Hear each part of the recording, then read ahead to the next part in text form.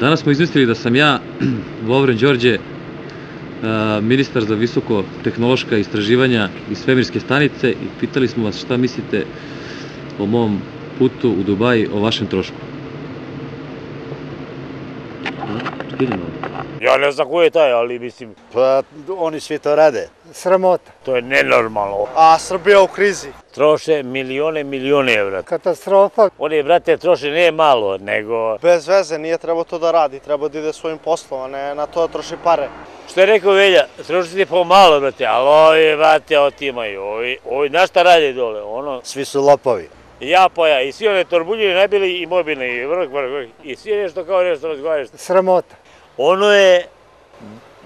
ono ne da rasipanje. Nema šta nego samo da se kaže sramota. A to je katastrofa. Znaš ti šta oni se ljudi tamo rade? Koje su tamo promocije? Koje su to tamo? Pa to je užas. Pa koji je taj?